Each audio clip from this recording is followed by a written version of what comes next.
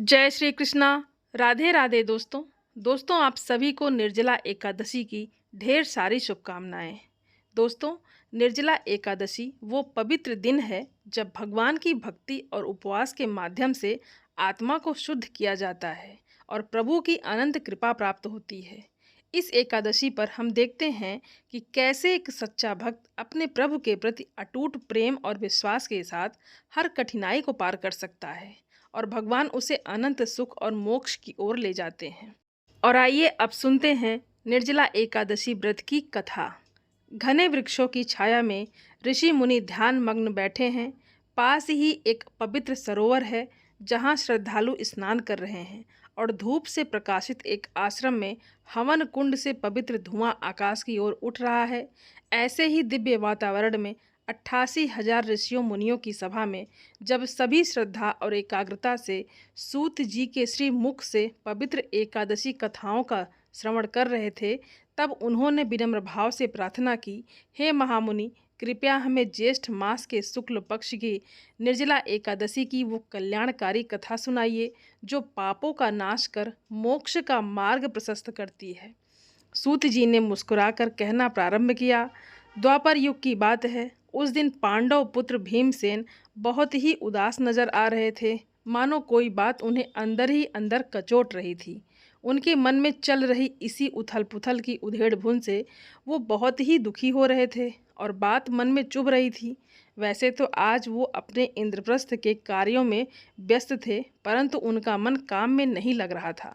अपनी गदा के एक ही प्रहार से सबको ध्वस्त करने वाले भीमसेन के मन में ऐसी बात जिसने उन्हें सोचने के लिए मजबूर कर दिया था। इसी प्रकार सोच विचार करते करते वेद व्यास जी मुनि के आश्रम की ओर चल पड़े। जहाँ व्यास मुनि तपस्या कर रहे थे, वहाँ जाकर चुपचाप व्यास जी के चरणों में जाकर बैठ गए। व्यास जी ने सिर पर हाथ रखकर पूछा, पुत्र इतने उदास क्यों हो? 100 हाथियों का बल रखने वाले बलशाली के चेहरे पर ये उदासी क्यों है? क्या बात है, मुझे बताओ। व्यास जी के प्रेम भरे वचन सुनकर उनके हृदय का बांध फूट पड़ा। गदगद हृदय से वो व्यास जी से बोले कि हे महामुनि, युद्ध में गदा के एक प्रहार से विजय प्राप्त करना मेरे लिए बहुत आसान है, परंतु अपने मन पर विजय कैसे प्राप्त करूं? एक बात मेरे हृदय को शत्रु बनकर बार बार चीर रही है, उसी का समाधान ढूंढने में आपके पास आया हूँ। व्यास जी बोले, ऐसी क्या बात है भीम जो तुम्हें परेशान कर रही है? भीमसेन बोले, मैं जानता हूँ कि व्यक्ति चाहे कहीं भी रहता हो, उसे धर्म का आचरण जरूर करना चाहिए। आपने जो नीति शास्त्रों में धर्म का पालन करना बताया है, उससे ही व्यक्ति धर्म का आचरण करना सीखता है। मेरी माता ने भी मुझे यही सिखाया है।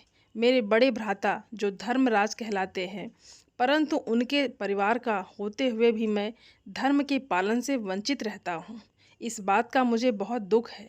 व्यास जी ने आश्चर्य से कहा, मुझे तो नहीं लगता कि तुम धर्म का पालन नहीं कर रहे हो। भीम बोले, मेरे परिवार में मेरी माता कुंती, भ्राता युधिष्ठिर, अर्जुन, नकुल, सहदेव, यहाँ तक कि द्रौपदी भी 1 महीने की 2 एकादशियों का व्रत करती है। भ्राता युधिष्ठिर मुझसे भी एकादशी का पालन करना सिखाते हैं और मैं भी जानता हूँ कि एकादशी का पालन करना वेदों का आदेश है। इससे मोक्ष और मुक्ति मिलती है तथा भगवान श्री हरि विष्णु प्रसन्न होते हैं। परंतु व्यास जी बोले, भीम ने कहा, मैं एकादशी का व्रत नहीं कर सकता क्योंकि मैं भूखा नहीं रह सकता। मेरे पेट में वक्र नामक अग्नि हर वक्त जलती रहती है और उसे शांत करने के लिए मुझे भोजन करना ही पड़ता है।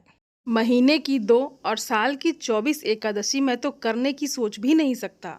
बच्चे की तरह भीम को देखकर व्यास जी हंस पड़े और बोले, हे भीम, यदि तुम एक ही दिन का व्रत करने में सक्षम हो तो ज्येष्ठ मास की शुक्ल पक्ष की एकादशी का निर्जला व्रत करो। ये व्रत सभी एकादशियों में सर्वोत्तम है।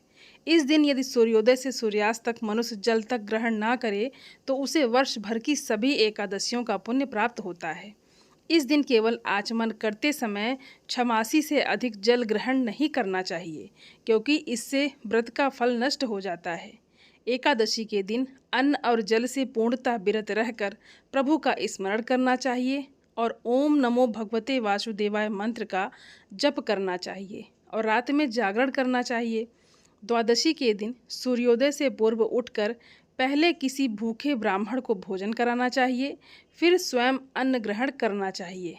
व्यास जी ने आगे कहा, हे भीम, इस निर्जला एकादशी का पुण्य सभी तीर्थों की यात्रा, दान, यज्ञ, तप और होम से भी अधिक है। स्वयं भगवान श्री हरि ने कहा है कि जो मनुष्य इस व्रत को श्रद्धा से करता है, उसे मृत्यु के समय यमदूत नहीं दिखाई देते, बल्कि भगवान के दिव्य दूत पुष्पक विमान लेकर आते हैं और उसे विष्णुलोक की ओर ले जाते हैं। इस दिन यदि मनुष्य गौदान, अन्नदान, वस्त्र, छत्र या जल से भरा कलश किसी सुपात्र ब्राह्मण को दान करता है तो उसे करोड़ गुना फल प्राप्त होता है। ब्रह्म हत्या, चोरी, झूठ बोलना या मद्यपान जैसे महापाप भी इस व्रत से नष्ट हो जाते हैं। इसलिए इस दिन श्रद्धा से निर्जला व्रत करना चाहिए और भगवान से प्रार्थना करनी चाहिए कि हे प्रभु, आज मैं संकल्प पूर्वक निर्जल व्रत करता हूँ और कल द्वादशी के दिन भोजन करूँगा। कृपा कर मेरे सभी पापों का नाश करें। व्यास जी ने अंत में कहा, हे भीमसेन, जो स्त्री या पुरुष इस व्रत को श्रद्धा से करता है वो निश्चय ही स्वर्ग का अधिकारी बनता है। इस दिन भगवान विष्णु की पूजा, ब्राह्मणों को दक्षिणा, अन्न वस्त्र का दान और गौ सेवा सब कुछ अत्यंत पुण्यदायी होता है। और जो मनुष्य इस पावन निर्जला एकादशी की कथा को प्रेम पूर्वक श्रवण करता है या उसका पठन करता है, उसे भी वही पुण्य प्राप्त होता है जो व्रत करने वाले को मिलता है।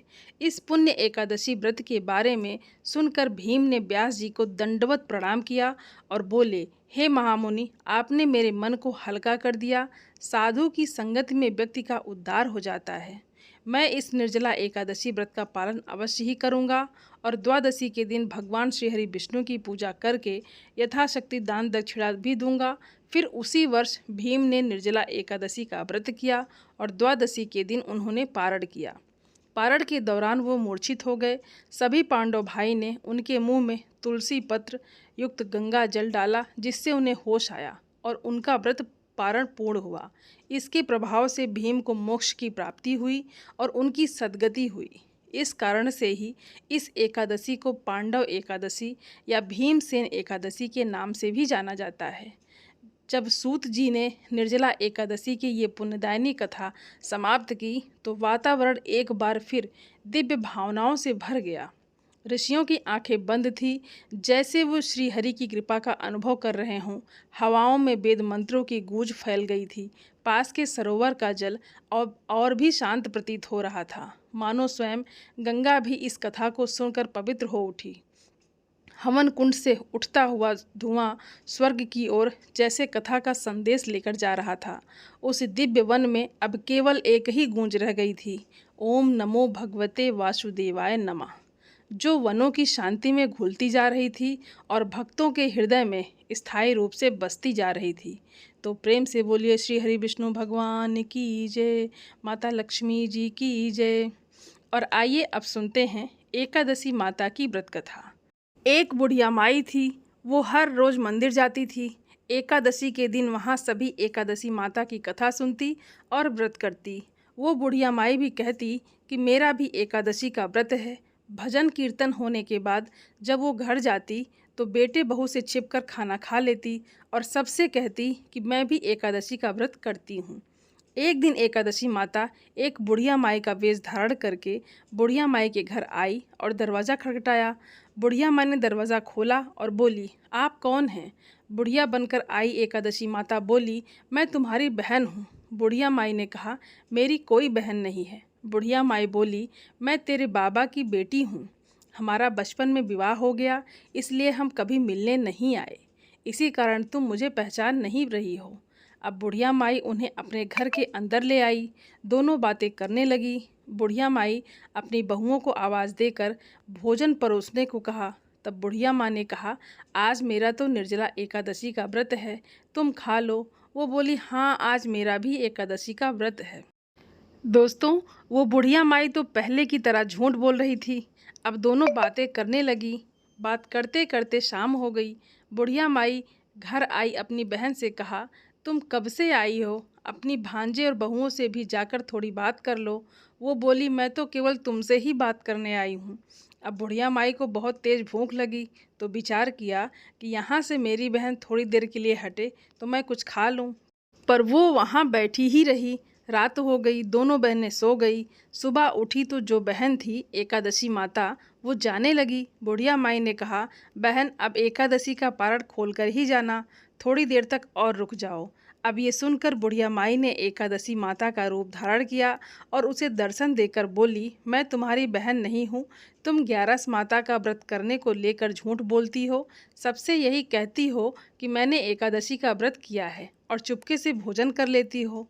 कल के दिन निर्जला एकादशी का व्रत था। मैं तुम्हें निर्जला एकादशी का व्रत करवाने ही आई थी, क्योंकि तुमने हर एकादशी पर झूठ बोला, भोजन ग्रहण किया। लेकिन इस बार की निर्जला एकादशी को मैं तुम्हारा व्रत पूर्ण करवाना चाहती थी, सो ये कार्य पूरा हुआ। अब मैं चलती हूँ, तुम्हें मोक्ष मिलेगा, तुम्हारे घर परिवार में सुख समृद्धि आएगी, तुम्हारे बाल गोपाल सब खुशी पूर्वक रहेंगे। अब बूढ़ी माई ने झुककर एकादशी माता को प्रणाम किया। 11 माता बोली, एकादशी का व्रत ना हो सके तो झूठ ना बोलें कि मैंने व्रत किया है। अन्य एकादशी में अपनी शक्ति नहीं हो तो एक समय भोजन करके व्रत कर लें, पर झूठ बोलकर व्रत का नाम लेकर भोजन ना करें। और हाँ, जिनसे अन्य एकादशियों में कोई गलती हो गई हो, पाप हो गया हो, तो इस निर्जला एकादशी व्रत को करने से उसके सभी पाप छूट जाते हैं, सभी खंडित एकादशियों का व्रत पूर्ण हो जाता है। बूढ़ी माई ने कहा, हे माता, मुझे क्षमा करना, आज से तूने मेरा जीवन सफल बना दिया। इतना कहते हुए बूढ़ी माता ने एकादशी माता का व्रत पारण पूरा किया। एकादशी माता के पुण्य प्रभाव से बुढ़िया माई के घर में अन्न धन के भंडारे भर गए। सभी सुखपूर्वक खुशी खुशी जीवन व्यतीत करने लगे और मरने के बाद बुढ़िया माई को मोक्ष मिला। तो प्रेम से बोलिए एकादशी माता की जय। दोस्तों, उम्मीद करती हूँ ये वीडियो आप सभी लोगों को बहुत अच्छी लगी होगी और आप सभी सनातनी भाई बहनों से मेरा विनम्र निवेदन है, मेरे चैनल को सब्सक्राइब ज़रूर कर लें और वीडियो को लाइक और अपने फैमिली फ्रेंड के साथ शेयर ज़रूर करें। आप सभी को जय श्रीमन्नारायण। धन्यवाद दोस्तों।